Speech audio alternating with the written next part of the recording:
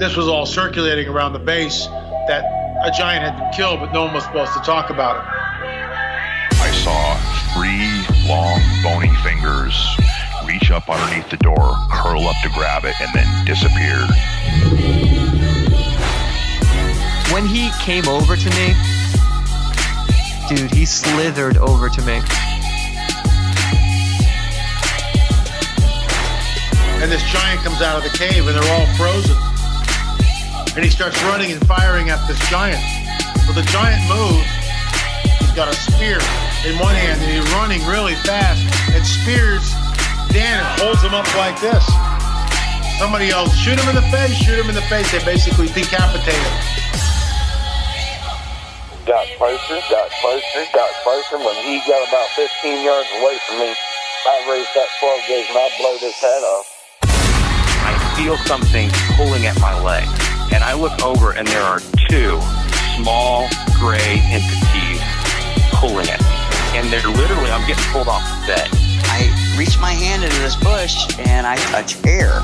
Couldn't breathe and I couldn't move because I know I'm seeing a monster.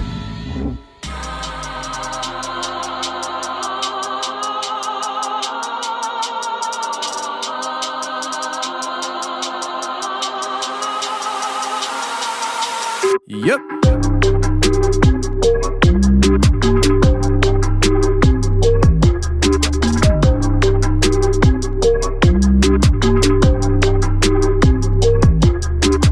Welcome to the show, everybody. You're listening to The Confessionals. I am your host, Tony Merkel. Thank you for being here. If you've had an encounter or a story you'd like to share with me on the show, go ahead and shoot me an email.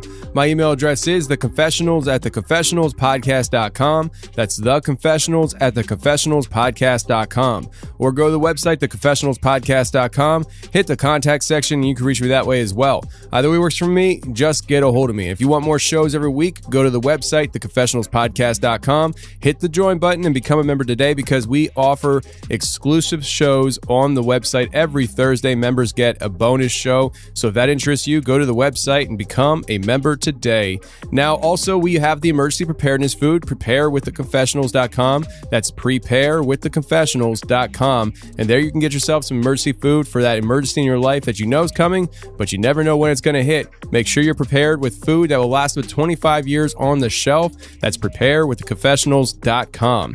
Now, today we have a guy named Joel coming on the show. He is one of 2 members of the group called VanTesla. I had them in studio all day. We recorded some shows for the Confessionals and my radio show, Rage Against Dystopia, which will air tonight at 8 p.m. Eastern Standard Time on fringe.fm. That's fringe.fm, not .com, .fm. And you'll be able to hear the conversation I had with Joel and Quan about their music and what inspired them to start this group and speak the way they do in their music. Very edgy stuff. And that's on Rage Against Dystopia on fringe.fm tonight at 8 p.m. Eastern Standard Time. I also went live with Joel in studio on YouTube this past week, so you can go ahead and check that out. Just look up The Confessionals on YouTube, give it a subscribe, and watch the live show that we did right there on YouTube talking about music industry and everything in between. It was a fun conversation I had with Joel right there on YouTube, so go ahead and subscribe to the YouTube channel of The Confessionals right now. And finally, we have Joel coming on the show today right now for an exclusive conversation about his paranormal experiences he's been throughout his life. This is an overtime conversation. The first hour is right now, right here for you, and the second hour is right there on the website for members in the overtime section where we get into another hour and a half, I believe, of audio content for you where Joel talks about how he got into Freemasonry and the struggles of trying to get into a lodge and why he was pursuing Freemasonry to begin with. He was obsessed with trying to gain power and make it in the music industry.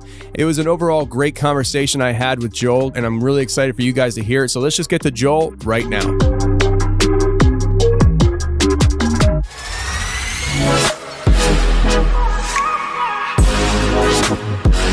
All right, right, today we got Joel from VanTesla in studio. Joel, how you doing, man? I'm doing good today, Tony. How you doing? Man, I'm doing good. So we just got done recording some shows for Rage Against Dystopia with you and Quan. Right. And now you're hopping on the Confessionals to share with us your paranormal experiences that you had in your life.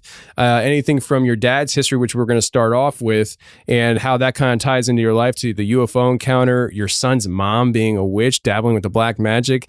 I'd like to say I dig it, but I at least dig the story. You know what I'm saying? Right. Like, I don't know how much I dig the situation, but other paranormal situations and stuff. But before we get into all that goody good, we're going to go into your music, right, and how this all kind of came together. Now, Quan's not here with us right now, but you and Quan came together to join forces and make this group VanTesla. Right. So if you could, first off, let's just start off with the basics. VanTesla, that name, how did it come about? Because it's very unique and I like it. Well, I came up with it because Quan had done a song called Nicola, or was working on a song called Nicola at the time. I had just dropped out a song called Van Gogh at the time. He's kind of got a real thing with Nikola Tesla, you know, how he had basically had his free energy idea stolen, and it was turned into what it is now, where you're paying for power at this point in time.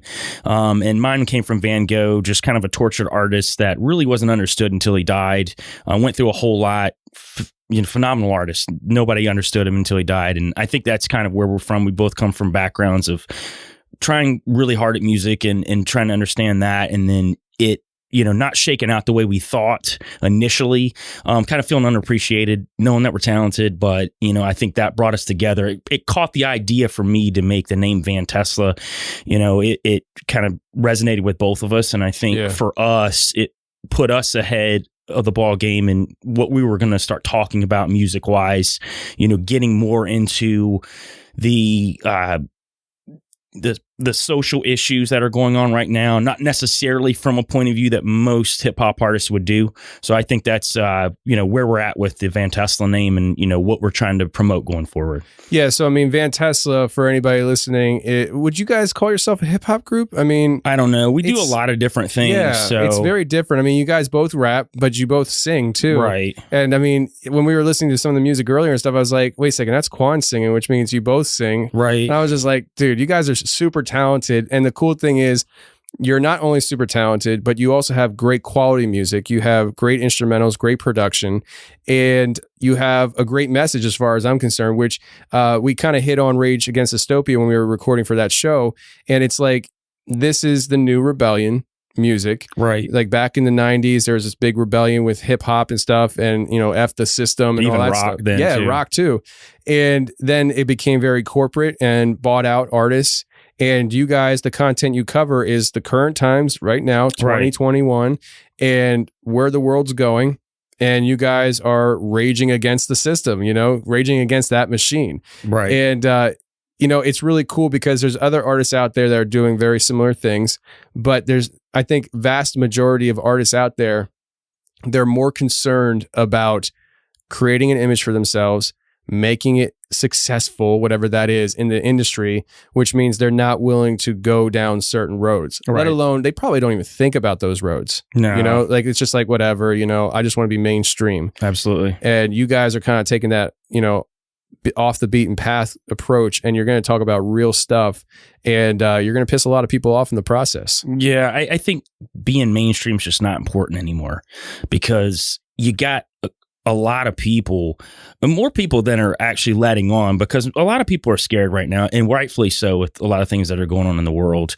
But there has to be some voices, there has to be some voices for these people. And at least if they can't stand up, like, we can stand up for them in a way, and maybe give them some sort of confidence as well moving forward, because we have to stand together to make this thing work in the best way possible. The term is power in numbers. It does exist. I think when people realize that, or if they ever do decide to realize that, they'll understand that these, entities above us, I won't go in that too much here, but these entities above us that control things, there's not a lot of them. There's a lot of us, but they also are very smart and know how to manipulate things. And I think that we've just got to wake people up to the point to where we can stand together, whether we fail or not, at least, you know, there's some sort of satisfaction and glory in knowing that you stood up against something and you didn't bend over, grab your ankles, and hope it wasn't too big. Yeah. No, I get it, man. And it takes a lot of guts to do what you're doing, in the sense that it does put a target on your back the bigger you get. You guys are doing this and you're just starting out the group. But the bigger the group, and I'm telling anybody who's listening and stuff, you're about to hear one of their songs. These guys, they're going to be huge. I mean, you guys really, I like your Instagram. I follow you guys on Instagram, and I envision within the next year to 2 years, you just make some right moves. Maybe, you know, Tom McDonald shout you guys out or something like that. You get right in front of the right people, and you guys hit 100,000 followers on Instagram easily. And we appreciate that. I mean, seriously, I really believe you guys have the potential to have a huge following because you're speaking truth, the music's quality, and that's what people want. Right. You know what I'm saying? I think people want it more than they're letting on, too. Yes. I think they're just kind of forced to take whatever is given to them. And that goes with everything in life right now. It's like we're just taking it because there's nothing else to take. Yeah. You know? And why don't we give somebody a choice there? At least one choice out of the million of choices that they can't have, or the million choices that have been silenced. At least we can try to give somebody something that means something. And we're still growing as artists, too. So hopefully we'll be able to give you even more. Like, we'll grow with you. We'll all grow together. Yeah. And as we grow this unit of musicians, podcasters, people that are about the truth, that are there standing next to people that want truth, I feel like that there's still going to be some good come out of this world. I don't think it's all for naught. Mm-hmm. No, I hear you. And I agree with you. Like, you look at Tom McDonald. Absolutely. I mean, he went #1 on the charts. And at the same time he was #1, he had like the #3 song as well. Right. And his music is in your face, you know, raging against the system. Mm-hmm. And so if he is having that kind of success, that only means it's because there's an actual audience for it, overwhelmingly. Huge audience. Huge audience. And so I just really believe that you guys, all you need to do is just be patient and wait for the people to find you. And absolutely. It will come. So let's get to some of your music. This first song we're going to play now. We're going to play this song now. And then we're going to play another song for the outro for this episode. Right. This song is called Pockets. You want to talk about it a little bit before we hit play? And you know, actually, just let people listen to it. I think they're going to pick it up pretty quick what it's about and what we're about. All right. This is Pockets. Let's do it.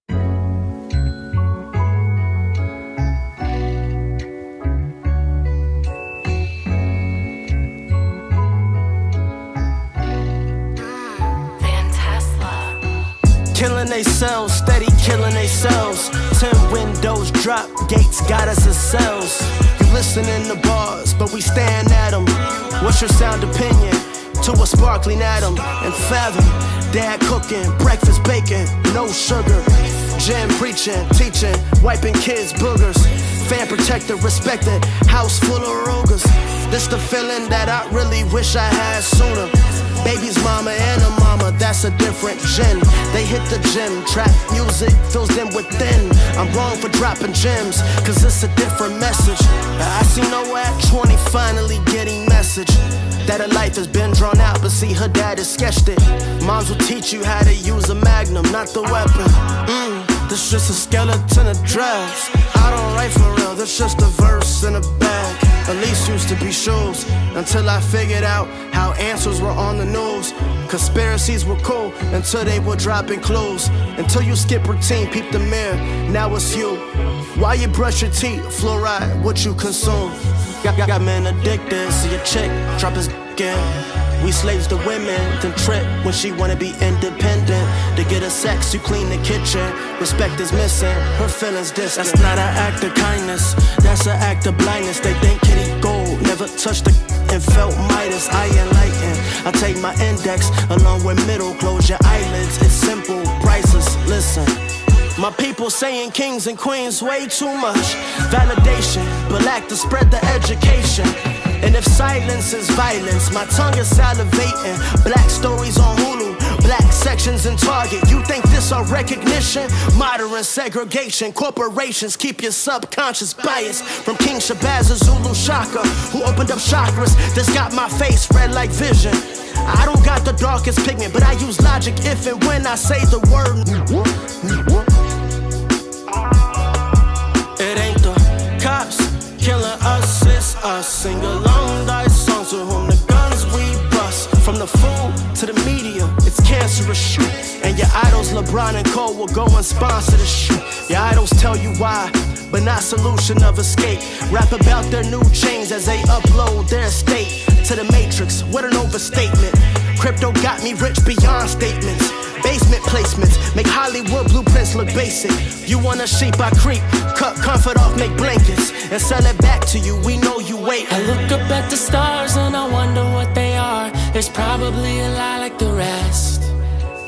I've been took the red pill, but looking at the blue pill, fake steak tastes the best. But I'm looking for those pockets, the ones that think like me, think like me. But I'm looking for those pockets, oh, those pockets where we can all be free, all be free. Our minds are trapped in cages on the border of accepting disorder. We stepping over quarters to pick up pennies. These booty warriors running the rap game, selling their deals for our cheeks, sucking your souls empty, literally, diddy. White people with BLM stickers on the back of their cars, paying penance for sins, and they don't know what they are. Cause they don't exist if you have love in your heart, but they don't want you to hear it. They just want to control your minds with mockingbirds and paper clips. I'll be a martyr. I'll go harder than the Clintons in a pizza parlor. Ugh. I come out swinging like a urinal with no dividers. You come back with verses and I know that you weren't the writer. These puppets don't just exist in governments, but more so in entertainment. Cause they can show you exactly what they're doing and you won't believe it. And everyone's got myopia and they can't see past what they sell as utopia. If you disagree with something, then it's something phobia. Singers dropping out on TV for your kids like Sokovia. My own soul's in conflict with itself, cause I was raised on the square and compass, power and wealth. I looked at the dark arts as it was a way to achieve what I wanted between us. But I realized it was like Lucy holding the football, leave you with peanuts. I used to want them to call me a genius, but now I'd rather connect with people than exploiting their weakness. Cause I'm tired of talking to demons, for real. I look up at the stars and I wonder what they are. It's probably a lie like the rest. I've been took the red pill, but looking at the blue pill, fake steak tastes the best. But I'm looking for those pockets, the ones that think like me,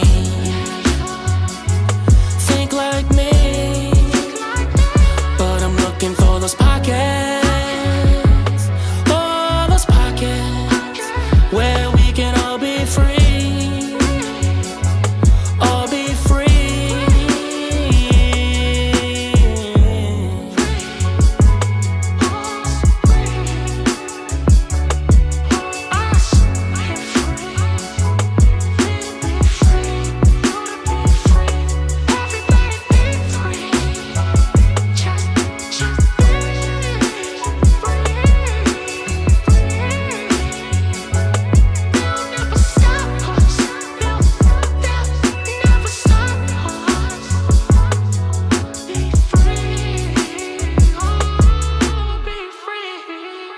Wow.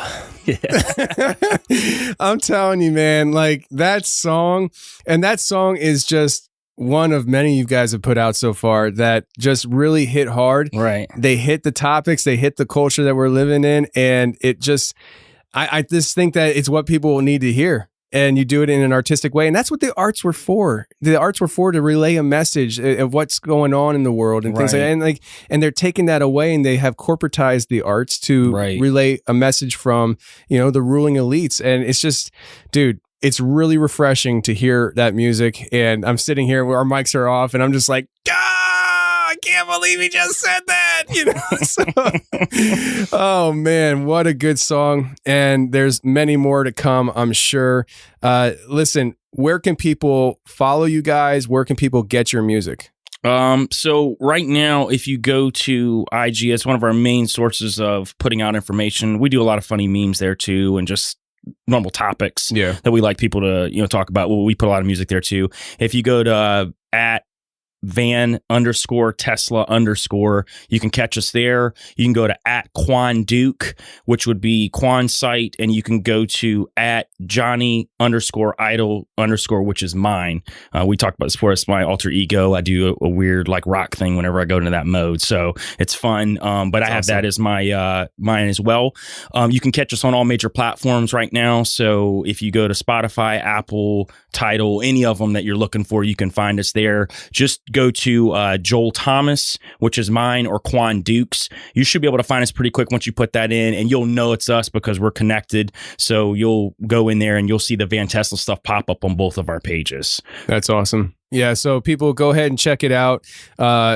Get that music, because I'm telling you, you guys should come out with some kind of like marketing thing where it's like people who, I don't know, they do something as a fan and they get like a sticker that says, I was here before the first 1 million followers, because like it's going to get to that point.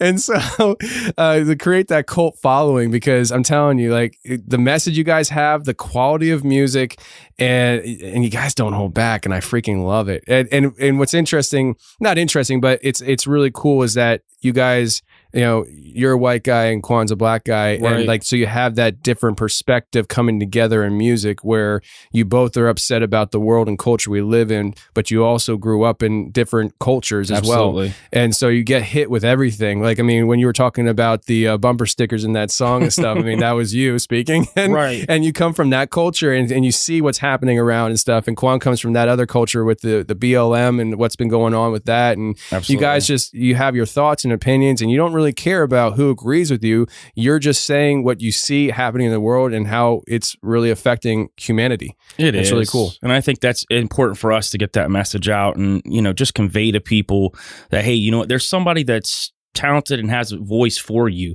because I feel like all the talented artists has just been eaten up by the machine, and they're just picked apart before they could even get to a place to be able to do something like this. Yeah. I mean, if you pick up the talent young enough and early enough, and you sink your teeth into them, they'll never leave you. Right. You know? And so, and if they do, you just call them crazy and you say they need help mentally, like Kanye. You know? Which maybe he does. I don't know. I mean, some of the things he goes off on, I'm just like, wow, Kanye. Really? He's a smart guy, though. And I think that's at the end of the day, you know, you don't make billions being dumb. You don't. He's a very talented guy. I think he definitely has gone down a dark path, though. And I think that, for sure. You know, I don't know how much of it he's trying to get out away from it. I feel like he's trying to in a lot of ways, you can tell. But I think you get so deep into that system, and we're going to go into more of that when I start talking about the paranormal and deeper into me being a Freemason and all that. Wait, so you're a Freemason? I have a freaking Freemason in my studio? I'll really talk about how dare you? I'll talk about how I broke away from that and what was important for me to do that too. It all was centered around music. Everything I've done, anything that I've seen, even UFO experiences and stuff that we'll get into, it's all deep rooted in the hip hop system. And I don't think a lot of people understand about hip hop music itself. It's very, it is the world's music now. It is pop music, and hip hop has become the culture of music. And we're not talking about black, white. We're talking globally. You go to Germany, you got white German rap artists. You go to anywhere in Asia, you've got Chinese, Japanese rap artists. You've got this, and it's become something bigger than that. And you got to control something like that, right? So at the end of the day, it's become very demonic in its undertones and very controllable from the top, as far as getting information out that they want to feed people, feed your kids, and how they want to control us. So what you're saying is something that I've been trying to relay for years, and I know people say that I'm crazy. Like, not everybody, certainly a lot of the audience, I'm sure, agrees with me, but this idea is something I've said for years, and people who aren't in the know and don't dig what we do, they're not feeling it. But I say, at the highest levels, the paranormal and the quote unquote conspiracy, they intertwine. Absolutely. They intertwine. It's all together. And when you talk about anything like ghosts and demons and everything, it all kind of intertwines together. Yeah, because those people, they they believe it whether you believe it or not. And I tell people this all the time. And, you know, I got in an argument with somebody recently about adrenochromes. And I told them, I said, hey, it doesn't matter what you believe. It's what they believe. And at the end of the day, even if it doesn't do what they say it does for them, they believe that it does. Yeah. But it's intertwined throughout music, throughout any celebrity that you see, throughout Hollywood culture. It's all there for you to see if you really open your eyes and take a look at it. But a lot of people don't want to do that because, man, that's a tough road to go down. I can tell you, I'm on a tough road right now. It's tough going down that road. It's not easy. No, and I get it. But do you want to continue, you know, running around like a sheep with fur on your back all the time? Or do you want to stand up and realize you're a goat on that mountain and you're going to be on that mountain with other goats that are going to look back and say, you know what? If you want to come over here, you can be like us. But if not, we're going to band together and go against this system of shepherds that aren't really trying to shepherding us in the right way. Yeah, I dig it, man. So let's start the process of this life you have lived and the history of your family and all of it. And just to let people know, we're going to be going in deep on these recordings today. We already did in the first recording with for Rage Against Dystopia, which will be premiering today. As you guys hear this, it'll be premiering at 8 p.m. Eastern time on fringe.fm. That's my radio show, Rage Against Dystopia. So go ahead and check that out if you're interested. And we're going to, in this first segment, we're going to do an overtime segment as well. We're going to get into more of your paranormal experiences, and we're going to lay the groundwork with your dad. Right. I agree with you. It sounds like your dad's history might have had a lot to do with where your life It at has least gone. piqued my curiosity in the wrong way. For sure. I think it would in a lot of people. Right. So, but then in the overtime segment, we're going to get into more of your like real demonic experiences you've had and a lot of Freemason talk. And we got an insider here today, guys. We got an insider. He's going to tell us all about it, the checkered floors and everything. So I'm just... They exist. So let's get into it. Your dad. I don't want to spoil anything. So just tell us about your dad and take it away, man. Yeah. So my dad is...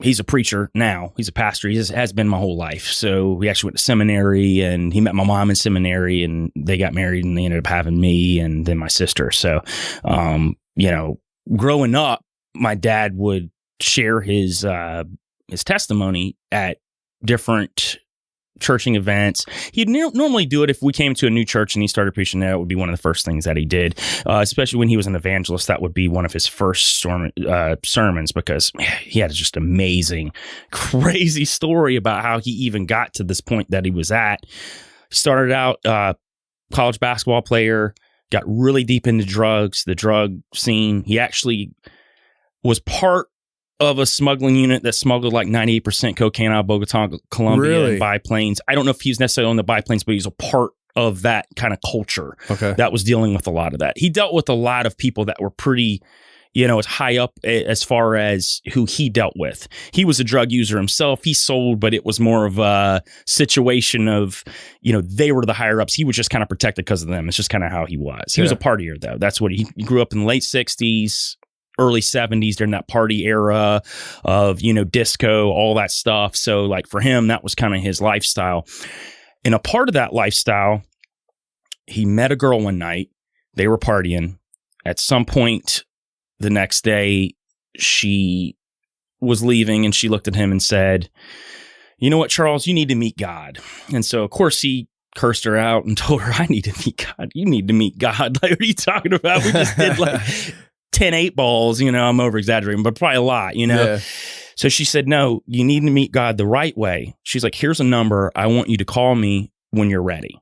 And that's all she said to him and left. So he said it was really weighing on his mind for a whole week. He just said, I think I need to make this call, but I don't know. Like, so finally he picked up the phone and made the call. And this is back way before, we're talking before cell phones and you had caller ID and all that. So none of that existed in this time. He makes the call. There's a man that picks up the phone on the other end. He says, hello, Charles. I've been expecting your call. Jeez. So he immediately was kind of freaked out from that because he hadn't said a word yet. And he said, yeah. He's like, so you need to come by. He gave him the address. So you and I were talking about your experience earlier today, and it made me think of this because my dad told the story. So he said he came to the door. As he's walking to the door opens. What is it with Satanists and having doors open by themselves? I think it also plays into that whole vampire thing. You know, if you ever hear about vampires, it's the allowing of the letting you in thing. It's all tied together. It's all lore, and it's all tied together with everything else. So he walks in. There's a guy standing there. He had a long, flowing white beard, red eyes. Really? And he said, "Hello, Charles." He said, "Come inside." So he brings him in.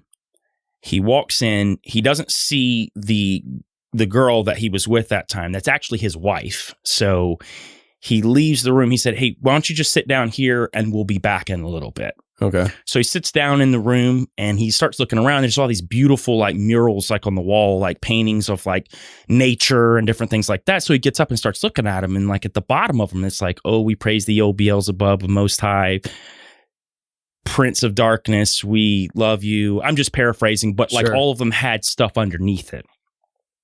So he thinks like this is really weird because you got to think in way he grew up wasn't really in a religious culture like that. You know, his family wasn't really religious like that, you know, per se.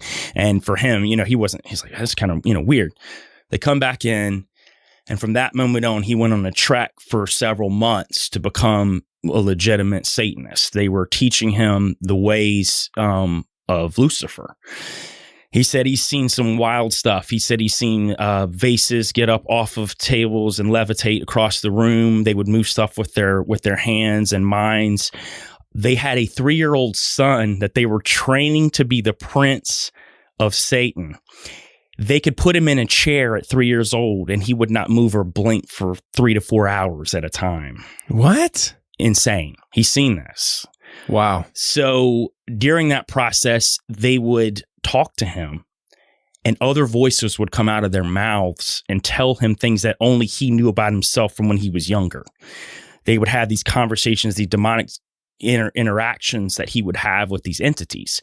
So for him, it looked like power. I mean, you're seeing like, man, these people are moving objects with their minds. I mean, it's like full on, you know, Jedi or Sith in here, moving stuff around, this whole thing. I mean, it's the allure of power, right? I mean, that's kind of what that is.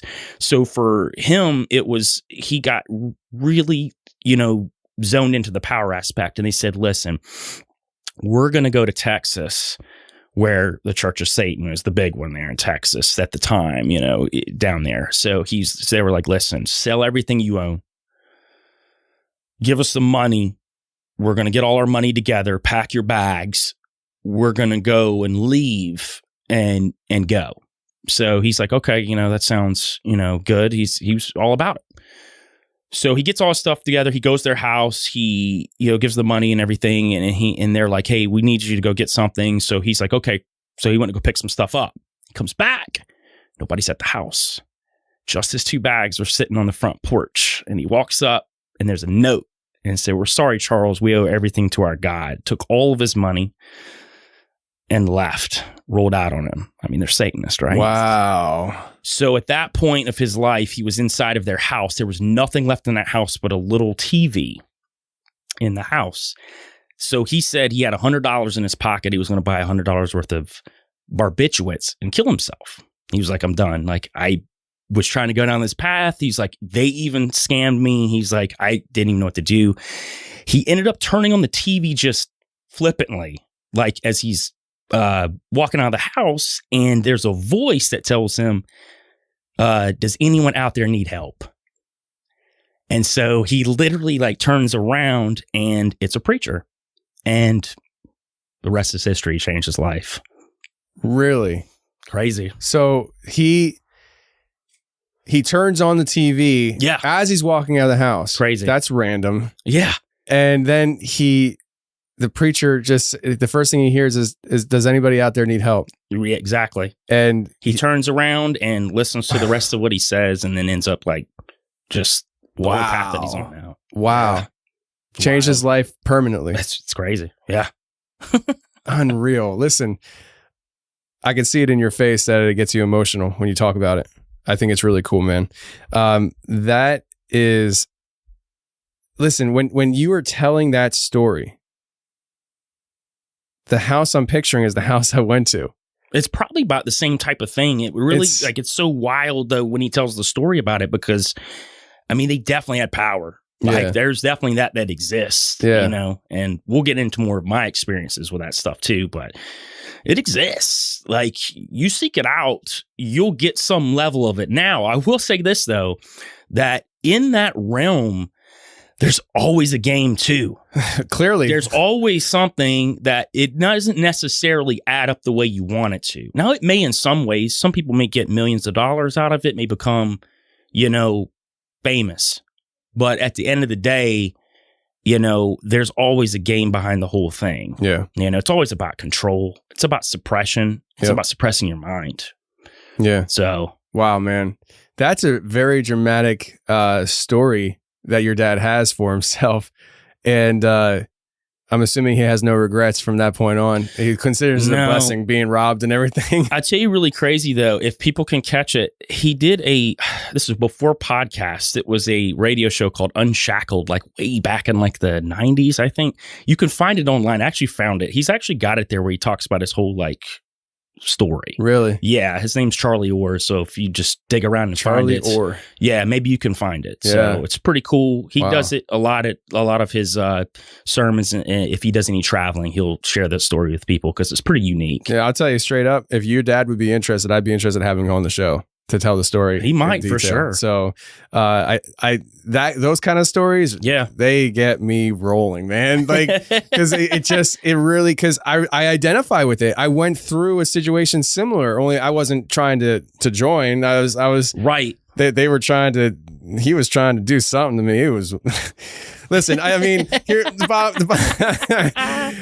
bottom line is, I've talked to a lot of people about my experience, and the last time I talked about it was on Fringe FM with Joe Roop, and Joe Roop and we don't agree on a lot of things when it comes to spirituality and stuff. You know, me being, you know, a Christian and him being somebody, I don't even know what he is, but it's like more mystical. Right. I know he sells magic boxes and things like that. When I told him that story, his reaction and stuff, it was just like, whoa. And so like hearing these stories, I guess I relate to him a lot because I kind of went through a similar thing. Only Joe said that, and the people that were calling into his show said that they believe he was trying to release something on me, like a demonic entity. Well, here's the thing too, even if you're talking about the mystical arts, and I can go into that too, because I dealt with a lot of people that are involved in that field.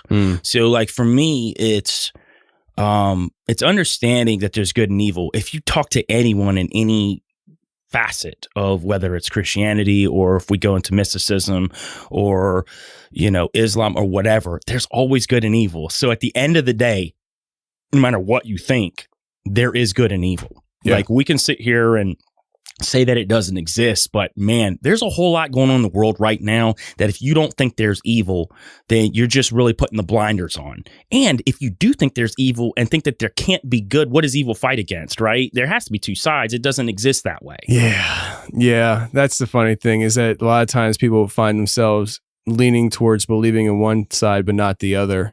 It's kind of impossible though. Yeah, but I think there's a fear factor. True. I think there's a fear factor for people that it's almost like one of those things where if you don't acknowledge it, it doesn't exist. And so whether it's, you know, the say a Christian not wanting to believe that there are people out there that are Satanists, or there are, like I've talked to Christians who don't believe that there are demons. I'm just like, read much? You know, you know, and then there's the other side of things where people who are, you know, say they're more,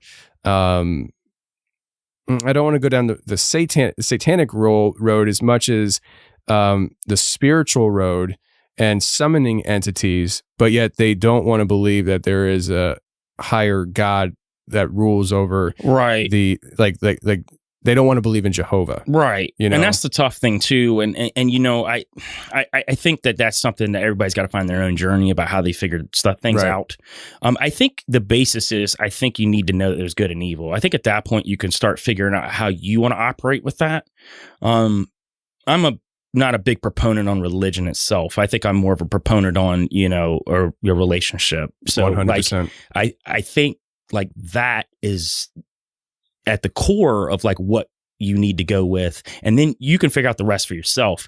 I mean, listen, some of the most flawed individuals in history have done some great things. So, we're fallible human beings. It's what we are.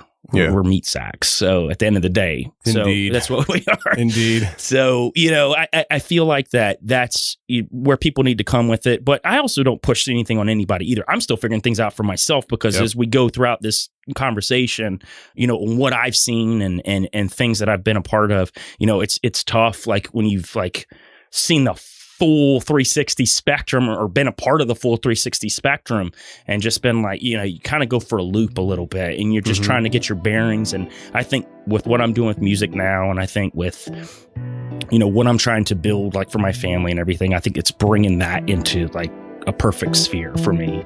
Yeah. All right, let's take a break right now and talk about this week's sponsor, which is Storyworth. Now, friends, listen, if you have a mom in your life you want to make feel special for Mother's Day, this is a great option for you, and it's a great option for me too, because you see, my mom had a really bad, I'd say last year and even into this year.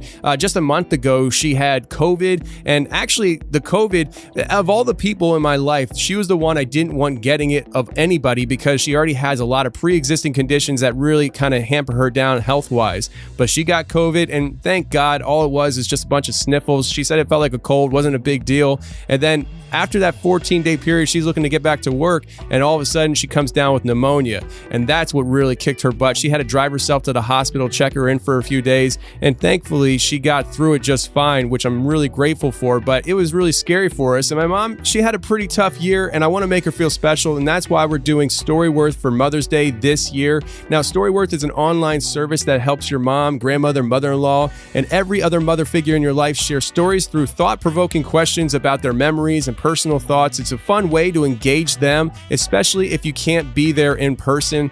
Now, Storyworth emails your mom or anybody a different story prompt question you never thought to ask, like, what is some of the best advice your mother gave you? That's a question that I never thought to ask my mom, but I thought it'd be a good question to ask her. So these are the kind of questions that Storyworth will send your mother or a loved one to help them think through the process. And you actually get to read their life story at the end of it. They answer all these questions, and it's just a really great way for you to get to know the person that you love in your life that maybe you just never really thought to ask certain questions, and they get to document it. It's really a great option for people, and it makes the family feel closer together. It makes the loved ones feel closer together, and that's what I'm all about. I'm about loving my family and taking care of everybody. Now, after 1 year, Storyworth will compile all your mom's stories, including photos, into a beautiful keepsake book that's shipped for free. Now, listen, friends, give your mom the most meaningful gift this Mother's Day with Storyworth. Get started right now with no shipping required by going to storyworth.com/confessionals. You'll get $10 off your first purchase. That's storyworth.com/confessionals for your $10 off, and make your family, your loved ones, your mother for this Mother's Day feel loved and appreciated.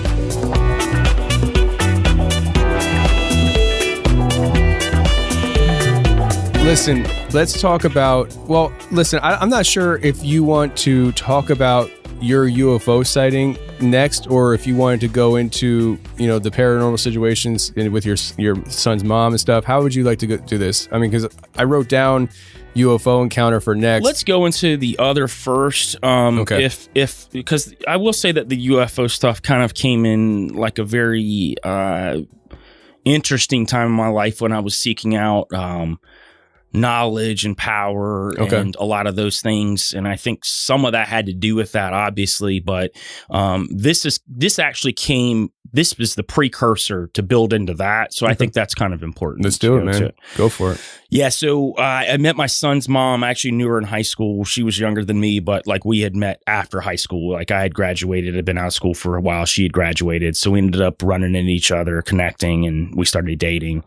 And as we were hanging out, she told me some more things about her in the past. When she was 15, 16 years old, she got really deep into Wicca and understanding a lot of that stuff. Now, in saying that, I've known some people that are into Wicca that aren't necessarily in it for evil. So I can see that side of it, but she was totally in it for black magic. She was in it for that. See, pause there for a second, because I've talked to a lot of Wiccans myself. And I can't remember a time that I've heard a Wiccan say that they are pursuing black magic, because like I've talked to Wiccans and they're like, it's not like that. It's more like pure and which you have that side of it too. Yeah, I just like I'm not saying it's not there as far as black magic goes. It catches me off guard that a Wiccan would say that, because I've never heard a Wiccan go down that road. Now, granted, my scope is literally the people that contact me through the show. I don't go seeking out Wiccans, but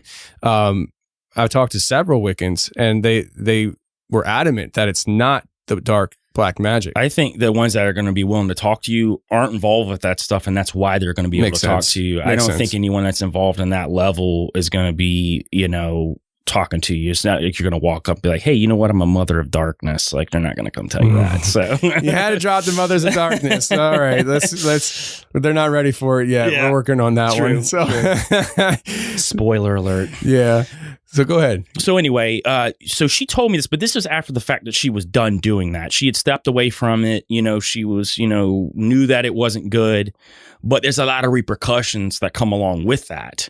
So at the time, she was doing a lot of curses on people. Some bad things happened to people. Her and another friend that were super involved with that, they actually did a lot of these things to people. She didn't go into super detail what happened to some of these people, but it wasn't good. I know something real bad happened with one person. I don't know to the extent, but I do know from her, it was something she never wanted to talk about. And it was very,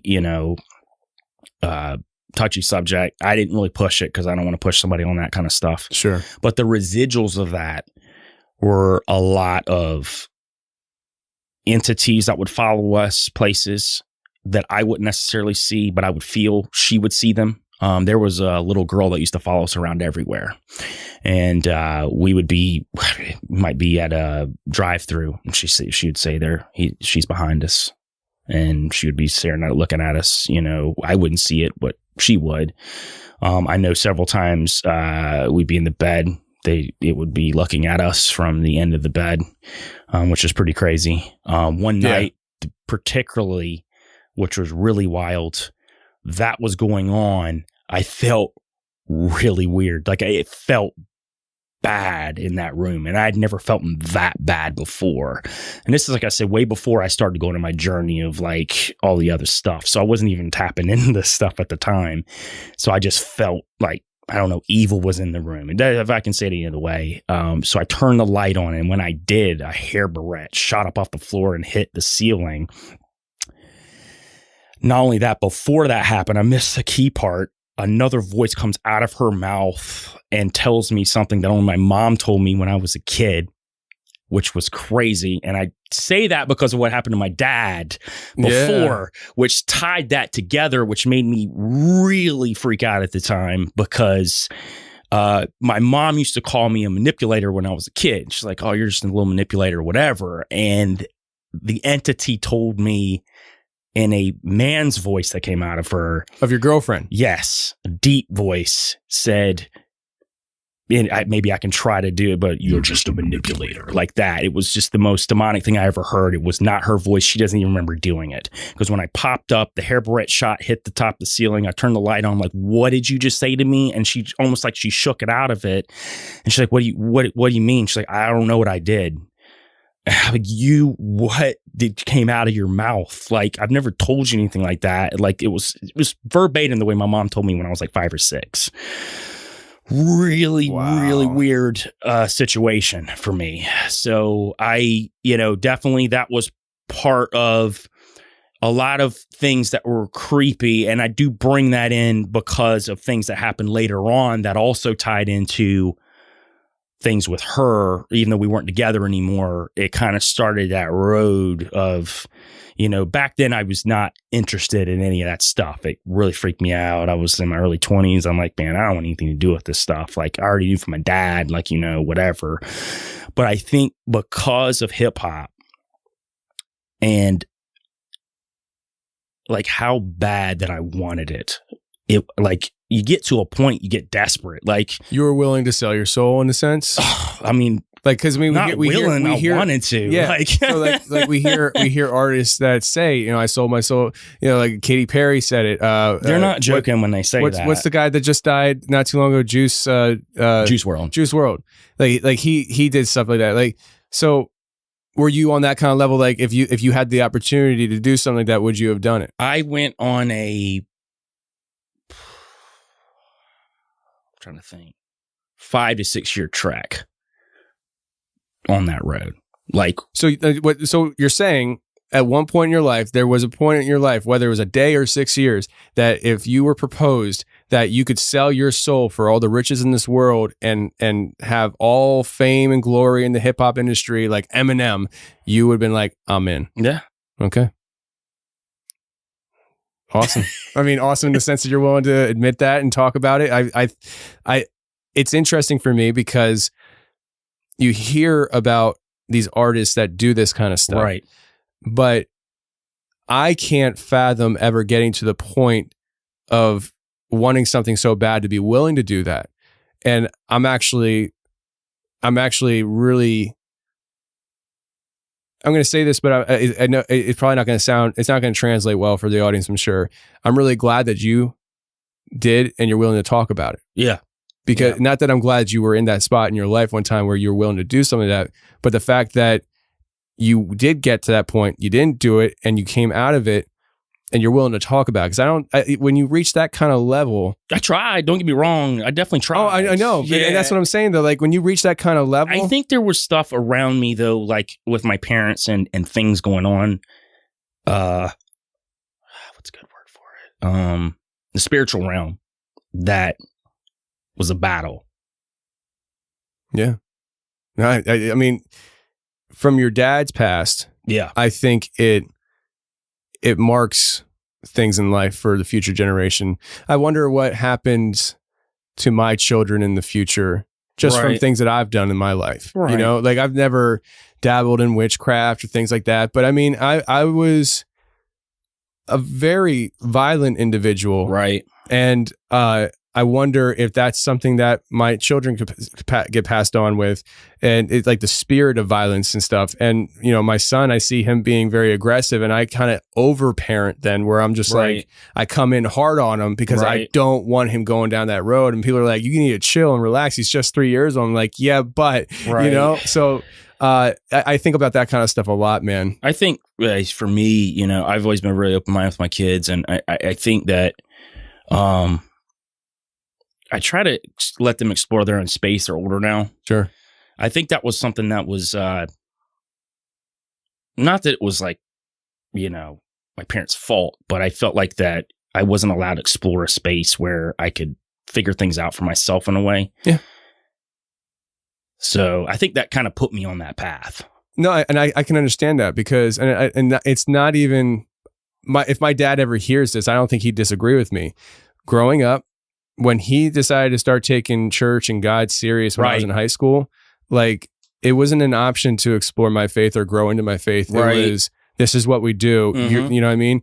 And so like I had to, I was like put in this environment of this Christian environment, which I don't think is a bad thing. Right. But I didn't really ever explore. Maybe it was that I never took the personal time to explore my faith and stuff, but it did lead to me posing as a Christian into my mid-20s until I hit rock bottom. Yeah. Not even mid-20s, early 20s. So I hit rock bottom in my mid-20s. Mm-hmm. And I almost lost my marriage. I almost threw my entire life away. I was literally ready to just pack it up and move to no-name town somewhere off and maybe even another country and just restart and exist somewhere else. Yeah. Thankfully, that didn't happen. Right. My marriage was saved and all that stuff. But I can definitely see how, the environment growing up can portray or relay into a rebellion spirit, a rebellious nature where it's like, let me just do my own thing and figure it out, Super for me, though, because I started getting involved with hip hop and my parents just weren't having it at the time at all. Sure. And my dad's still not having it. Yeah. They essentially, gave me an ultimatum, like either give it up or get out of the house, and I chose to get out of the house. Okay. And that kind of put me on that path. Sure. Too. Very rebellious. You know, like I said, not blaming them for anything at all, especially knowing like my dad's past. You know, why wouldn't he have been very protective? Right. Which I get, because, you know, I remember being maybe 13, and I remember going into his office at church, and he had like books for days, and there was like a section of books he would never let me like get into and read, really. Like it was like Masonic stuff and different things that he studied, you know, because he kept up on things, but he told me like I wasn't ready for that, whatever. And Did your dad ever join the Masons? No, not at all. It was just, my dad likes to be very knowledgeable about the occult and the things that go on within that realm, because he knows how to combat it. And, you know, but it intrigued me, though. I'll be honest with you, big time. Because what's not intriguing about something that's secret? It's a secret society. I mean, it's what it is. You know, it's the world's oldest fraternity, essentially, except for the ones that we don't talk about. But the ones you don't know about. Right. You know, but yeah, like that was, you know, for me, that's why I kind of went down that path. You know, I had the experiences early, you know, with my son's mom, and then I started really, as I got deeper into hip hop, the allure came with that whole Illuminati era that popped up. It was like the JayZs and all these artists were pumping imagery out, but people were catching on to some of the stuff. It wasn't so much, it was, you know, hiding in plain sight so much. It was people were seeing it. Yeah.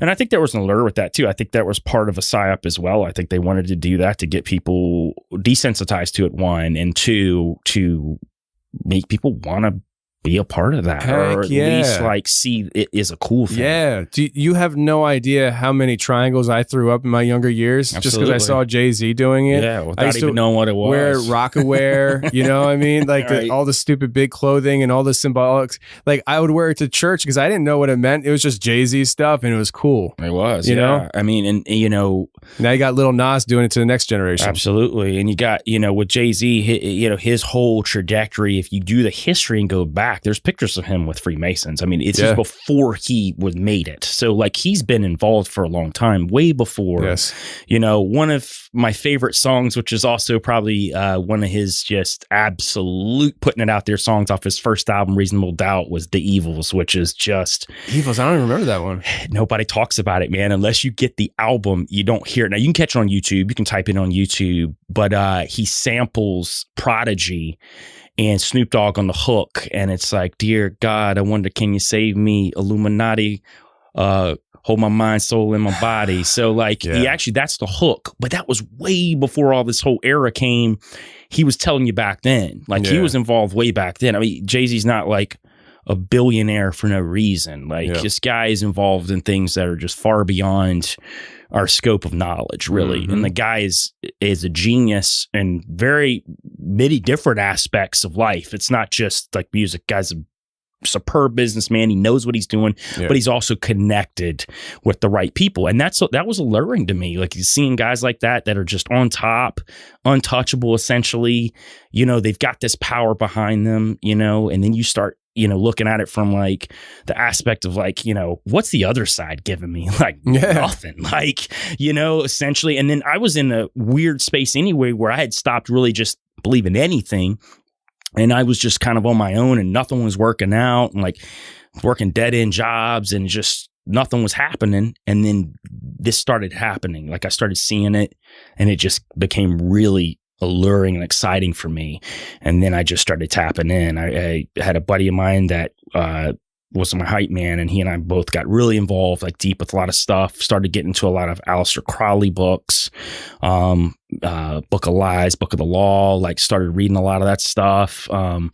Started tapping into just that whole spectrum, and, you know, wanting that lifestyle. Interesting. You know, you mentioned about how like the other side wasn't offering anything. And I think that's very telling because, you know, I mean, people who really don't know they would say, what's the other side offer me? They're offering me sweet Jesus cupcakes. Like, I don't want that stuff. Right. You know what I mean? I want the steak. I want the meat. I want the potatoes. I want the hard stuff, you know? Right. And you're just offering me sweet cupcakes. Like, I don't want cupcakes, you know? And the reality is it's just a misconception. Right. As far as I'm concerned. But very interesting stuff. And so this angle you took was all motivated, I'm assuming, towards trying to make it in music and be successful. Well, yeah. Or was that just like an underlying? That was the main driving point, but it was also for, you know, I always, and we talk about, you know, Van Gogh and being underappreciated, and, you know, it was kind of my thing. It's like, I want this so I can stick it to everyone. Yeah.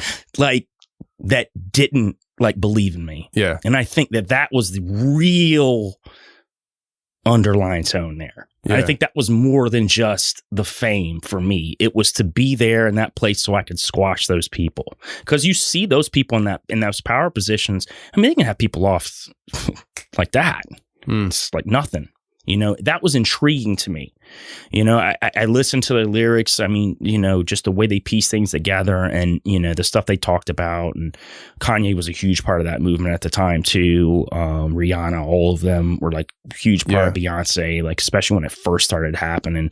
Not that it hadn't been happening for years, but I think it just kind of like exploded online because, you know, at that time, YouTube was really getting big. Like, and I think that's when the videos started hitting and everybody started talking about it. And for me, I didn't look at it as like a scary thing. I was like, that's what I want. Yeah. Yeah. I get it. I understand the allure. How old were you when you decided to kind of take this route? Or, I mean, were you like a late teens, early 20s? 26, 27. Okay, so that range. You were well out of mom and dad's house at that point. Well out, they had already kicked you out and said you're absolutely, yeah. You're off to we're handing you over to Satan. I was self-sustainable at the time, like as far as taking care of myself and, you know, my kids and stuff like that. And I think for me it was very, you know, like I said, it was alluring. Like the whole thing, like Masonic Order, Illuminati, wherever you want to call it. There's so many different names, but, you know, you go down that road and I wanted it like real bad. And I sought it out, you know, and I met a lot of crazy stuff along the way. That's, you know, I look back on now, I'm like, man, like, how did I get out of it?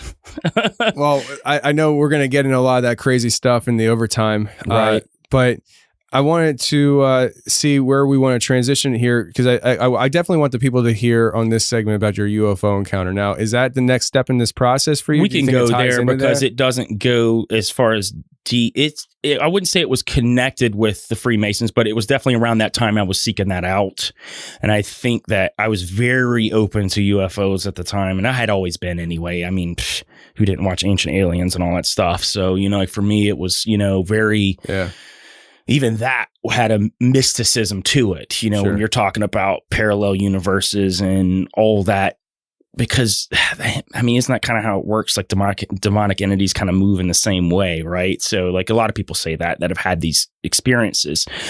So I brought it into hip hop because I was hanging out with one hip hop artist who at the time was doing pretty well for himself locally, and he had been traveling some. He actually had done he was on Jimmy Kimmel at one point towards the back end of the show. At the time, they were doing pretty well. It was a band. He rapped though. He was staying with me at the time, and of course my roommate, and we were all hanging out, and we decided it was really nice outside. I don't know, we just kind of felt compelled to go outside, so we went outside. I think he was smoking a cigarette or something. That's why we stepped outside. It was a real clear night, and we looked up in the sky, and we just saw these objects moving. But it wasn't like a plane where it was going in a straight line, because we had a lot of planes there, because where I lived at the time was Warner Robins, Georgia. There's a huge Air Force base there. So you see stuff like that all the time, planes, right? But there's also a lot of, they call them orchards out there, but they have fences up and it's blocked out. You can't get in them. It's government property.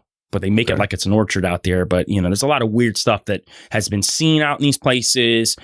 That's not where I was at, but just to let you know that there's stuff has been seen. You know, I feel like that happens around a lot of Air Force bases anyway, the bigger ones. Sure. So we looked up in the sky, and my buddy was like, man, what what is that? It's not moving like a plane. And we saw it kind of moving, stopping, and then moving in circular motions. And then we saw another one, and it was moving in circular motion. And then it started rotating around. And we saw another one. It was like probably 6 or 7 that were kind of moving around. And as we looked, in the center was this huge, like, it wasn't lit up. What it had to be a ship or something. It was a triangular object in the middle, and all of these little, I don't know what they were, ships, were whatever. They connected to the? No, they were moving separate from it. Wow. And so it was sitting there, and these things are moving around in all of these like weird positions. We watched this probably for about 30 to 45 minutes going down until it finally just subsided, and then it all left.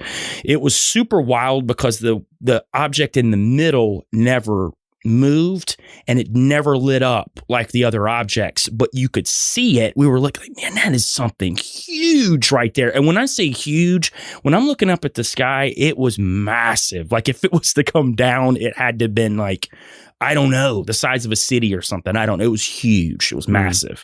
It was probably one of the wildest things I've seen. And like I said, we sat out there for about 45 minutes just stunned. I was like, are we seeing this right now? Like, who is, and nobody else is outside either. Like, who's not seeing this? At what point in that situation do you start feeling like, I kind of feel like I'm in the Will Smith movie Independence Day, I'm being invaded? I mean, did you ever feel like, what the heck? Because like when you're telling this story, dude. Right. Actually, how are you feeling in that moment? I mean, were you scared? No. You know what's so weird? I think because of the road I was on and what I was seeking out, like none of that stuff scared me. Like I invited it. I invited the danger back then. I wanted all of it. Like demonic entities, all that stuff, none of that scared me. Like I invited it. Yeah, it did. Because to me, it was something that nobody else is a part of. They couldn't be part of this club. They weren't, worthy enough to be in this club of elites and whatever else. Yeah. Essentially, that's what it is. That's what it's a club. It's validation from other people that are in this club, and you're not one of them. You're not a sheep. You're not one of these controllable things out here. You are the controller. Even if you're a puppet, you're still in a position that's above them. Yeah. And I think for me, like, none of that stuff scared me. I invited all of it. Like, I was like, back then, I was just like, if I knew there was a UFO out in the middle of nowhere and I knew for a fact, I would run straight at the shit back then. Psychotic, like it. So when you're telling this experience, you're talking about the lights going around in a circle, right? Mm-hmm. And these individual lights going around in a circle around the triangle craft, right? Mm-hmm. These lights that were going around in a circle, did you see them come into this craft? Like they came off from a distance and came? I couldn't tell because it looked like they were coming from behind it as well. So they would kind of go around it in a way to where you disappear, but then come up out the top. Okay. So it was like you knew something massive was there because you would see them go around it. So it was something weird. Like, I don't know if they were ships or not, or they were lights or whatever. Yeah. But I know it was just, that's all I can say is unidentified flying objects is what I saw. I don't know what they were. Could have been government craft for all we know. We don't know what it was. Sure. But I can tell you that it was probably one of the craziest things I've seen, and see something that massive. It wasn't like somebody has that, the famous saucer that shows up or a ball of light or whatever. It was like, it looked like something that was just absolutely humongous. Huh. Because like you're telling the story, and I'm thinking to myself, what if those little lights were individual like baby ships? Well, that's what we thought too. What if they were bringing abducted people to the mothership? Could have easily been doing that. I know. That's what we were thinking too, but they were definitely moving around it. But then you would see them dart off, and then the light would stop, and then you would see other lights appear. So we never could tell how many lights there were there. We just knew there was the massive object, and then there was just like little objects all around it. But we were thinking, like, if it's that massive, what we perceive it to be. Now, once again, like, we're looking at depth perception, all that. I don't know. You don't know how far it was. It was. Yeah. It seemed like it was far, like real far away. Because I can tell you that because we're in an Air Force town. So anything low would have been lower than that as far as aircraft goes. You would see the aircraft coming in because they're always like flying in or out. So they're never high. They're never that high. So this was definitely way higher than what we would see coming in and out of the place. Interesting. Very interesting. Yeah. I mean, when you talk about darting off, that's when I think, man, what if they're going to get another kid? You never know. Like, and they're putting them in pods, and they're gonna put them in the secret space program for 20 years, and then they're gonna go back in time and drop them off like it never happened. It's freaky stuff, man. I know, man. That's freaky stuff. Well, listen, we're going to get into some more talk here in the overtime segment, okay? I want to hit on the alien agenda. Absolutely. Because I know you have a lot of things to say about that. And also the demonic stuff and the Freemason stuff. And I'm going to throw a little teaser out there for people that are on the fence of going over there. Let's just say it involves Papa Legba. So. What the heck is Papa Legba? Because you said it like I should know, and I don't even know. He is an entity in voodoo culture that he's supposed to be the gateway between you and whatever's on the other side. Okay. All right. Well, listen, I appreciate you coming on the show. Yeah. And before we get out of here, I want to give everybody a chance to hear about your music again. Just remember, guys, he is a musician and fantastic work. And where can they find you and Quan and VanTesla and the music? So if you want to find us on Instagram, go to @Van_Tesla_. If you want to find us individually, which is always good too, go to Quan Duke, @Quan Duke. You'll find him on Instagram as well, and you'll find me at @Johnny_Idol_ for Joel Thomas. If you want to find any of our music online at all streaming platforms, go to Joel Thomas or Quan Duke. Generally, you'll find us. If you go to one page, you're going to see the VanTesla stuff pop up pretty quick, and all that's connected for both of us. So we generally, when we drop them, we do joint drops together, and that's kind of how we put out the VanTesla stuff. Yeah, when you drop VanTesla stuff, it's everywhere. And right. I was just like, I dig it. I dig it. So everybody check out VanTesla, get their music, because I'm telling you, you can be in on the ground floor of this fandom that's going to build up for you guys. I'm a huge fan. In fact, Mark is here in studio, and he's the one that reached out to me to share the music. He produces your music. He does a lot of our music. Yeah. And when Mark reached out, he's like, I forget what Mark said. He's like, hey, this is a group that I work with, check out the music. And I to be honest with you, I think I was sitting on the toilet when he said it to me. And I was like, well, I'm in the perfect spot to put this where it belongs, Awesome. Like I was like, because I get people that send a lot of music and stuff. I was like, okay, all right, yeah, and then I was just like, holy crap! Right. I mean, listen, like the first thing I look for in music, even before the lyrical content, right, is how does it sound? Because if you don't have the production down, even if you have good lyrics and you have a good message, people aren't going to hear it because they can't hear past the crappy music. Right, for sure. But the music and the production was so good. And then I okay, let me listen to this song now. And I was like, whoa, these dudes are really talking about it. Right. And that's when I messaged Mark back and I was like, yo, we need to do something here. I think I actually sent Mark my cell phone number. I was like, we need to talk. And so very grateful to Mark doing this and reaching out and stuff. And I'm very grateful for the relationship I've been able to build over the past, 6 months or whatever with you guys. Right. But it's been really cool. And we're part of this journey, this resistance journey. It's not just music. It's podcasting. It's anybody. All of it. Yeah. Anybody who is not going to settle for what's being crammed down our throats. Right. We are the rebellion. And it comes in many different forms. Some people are musicians, some people are podcasters, some people are poets, some people are artists with a brush. There's some people who are preachers. There's people who aren't any of that stuff, but they are parents. Right. And you're on the front line of the next generation if you're a parent. Right. And so it doesn't matter who you are, if you have this spirit, this rebellion spirit of where we're going in the world. Right. You are part of the rebellion. Find your place in it. And so you guys are doing great with the music, and we are joining forces here with what we do, and we're going to continue to do it moving forward. I appreciate that, man. We love you too. Absolutely, man. All right, guys. If you are listening right now, head on over to the overtime segment, because there's a whole other hour, 2, 3, 10. I don't know how long it's going to go, but it's going to go. I'll see you over there.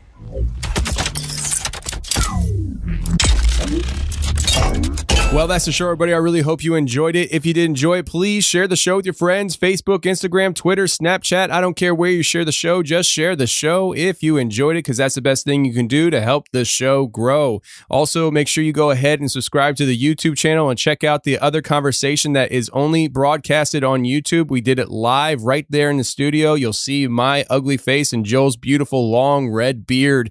And we talk about the music industry and everything in between. Great conversation right there on YouTube waiting for you to consume. And if you are a member, go ahead to the website right now. We have an overtime segment right there waiting for you to listen to the other half of this show. And it got real fun, friends. I promise you, you're not going to regret it. So go ahead and check it out in the overtime section right now. And until next week, friends, stay safe, take care, and remember, the truth will set you free, but first it'll piss you off. Bye.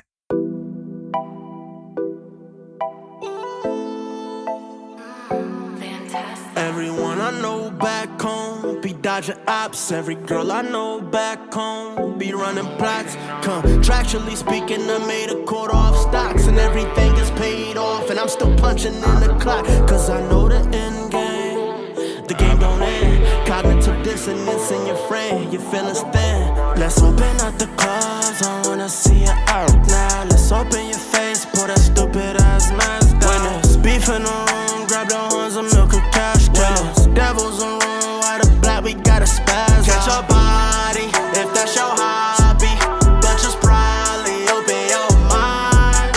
Catch your body, if that's your hobby, but just probably open your mind. Yeah. I'm feeling so young, I must have gotten to Pelosi's adrenochrome stash. Baby's blood, that's a sore spot. I went to Black Bourdain, hanging from a doorknob. Dystopia, my zeitgeist. Don Lemon says that white guys are the problem, then he goes and dates a white guy.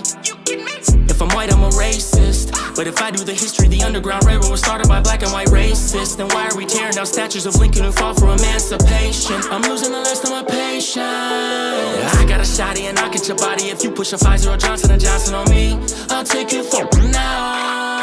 My both are like two Mr. Potato Heads. Yeah, I said mister. You tell me the Chinese are cultured. The Uyghurs are dying in prisons for religion, the oppression. I'm mixing the Q drops with mainstream and Tupac, with Alex Jones and Catherine Fitz, and cook me up a stew pot and calculate the truth, cause a portion is a psyop. I'm tying my own noose, I cut my own ear off to make you see I'm Van Gogh in the flesh. Everyone I know back home be dodging ops. Every girl I know back home be running plots.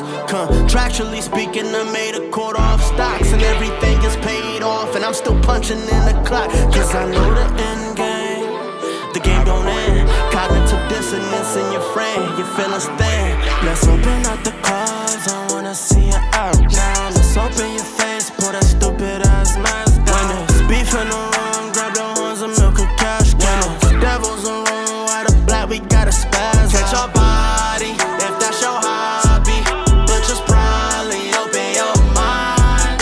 Catch your body, if that's your hobby, but just probably open your mind. Division is a way to the crease, am I correct? But you identify with issues that were made to distract. He be voting, he rock stickers, she do squats just to take pictures. God told me to go, that means I told myself to go. I love them, they don't know, it's easier to maneuver. I climb up in your head and I join your team of shoulders. Suicide, who am I? I'm the incubating host of your folk life. We just bodies with some bodies. All them souls you got, I don't want them in my conscience. I could've fucked you good if I really, really wanted, but that put me on it. How could you, boy, want it? I was at the grocery store buying all that shit before, but me without the mask puts you in a shit mode. You don't even start with yourself, you just set fuck it at the bottom of the bottom, like plankton in this bucket. A century plan crisis, stamped with a baby's footprint. The truth will set you free from them bloody ass newsprints. You're not fighting power, you just giving power back, but I distribute power free. I'm Nicola in the flesh. Everyone I know back home forgot a lot. Every girl I know back home be running plots. Social media speaking out like people more than bots. And I just clean my AR and now I'm working on my Glock. Cause I know the end game, it ain't made to win. Cognitive dissonance in your brain, you feeling sick. Let's open up the clubs without a vax now. Let's all agree together, Fauci is an ass clown. Put Bill Gates in a full Nelson till he taps out. Devils in room, white or black, we gotta spaz. Catch a body if that's your hobby, but just probably open your mind. Catch a body if that's your hobby, but just probably open your mind.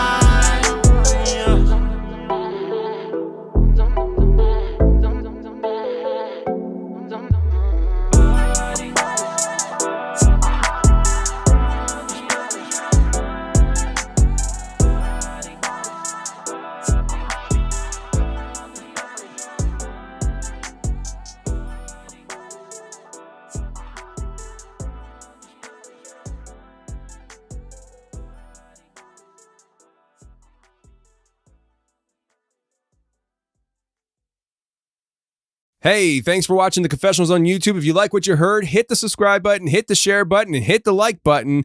That would be a great help to me. And if you want more of the Confessionals on a weekly basis, every Thursday I come out with a special show just for members on my website. So if you want to check that out, go to theconfessionalspodcast.com, hit the join button, and become a member today. And every Thursday, you'll get a new show, and you can binge on previous shows, which there's almost 100 of them. So if you love the show, go ahead and check it out. But thank you very much for being here on YouTube and checking out the channel. Bye.